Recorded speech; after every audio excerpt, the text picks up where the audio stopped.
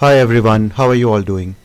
Today I'm back with another Flutter tutorial video, and I'm going to be talking about using Flutter DevTools Widget Inspector in VS Code. And this can be very helpful when you are debugging and developing your application, and the Widget Inspector allows you to inspect any of the widgetry that you build in your Flutter app. So let's get started. Let me first open my VS Code. And here I have opened this one of the sample apps that I created in one of my previous videos. So let's just first start debugging. So I'll press F5 and I'll launch one of the emulators. And now it's preparing my application in debug mode to actually start debugging.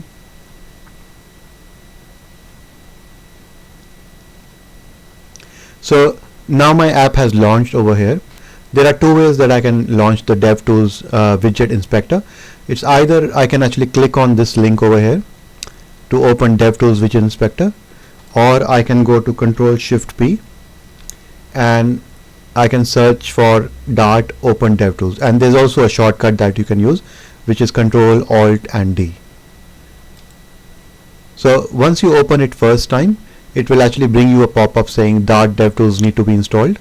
So you can click on Activate Dart DevTools.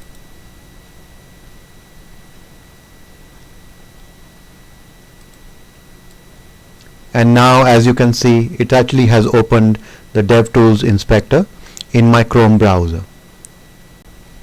In my DevTools Inspector, as I go on and selecting the widgets that are being built, it will go on and highlight those widgets in my emulator.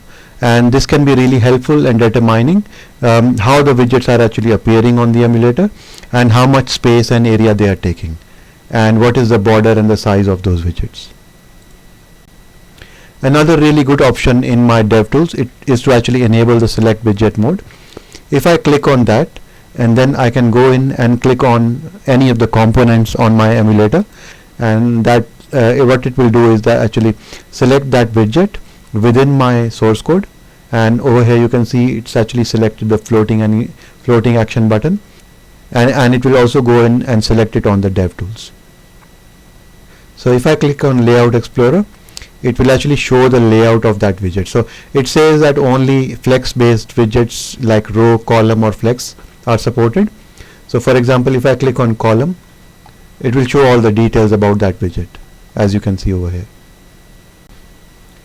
And some of the other options that are available apart from the Flutter Inspector is that there is a timeline view. So what this basically shows you over here is a bar chart, and each bar in the chart represents a single Flutter frame. So this is basically the time it has taken to render the different frames within my Flutter app whenever I have done some action. The memory tab is showing the graph of the memory that is being occupied in my Flutter app.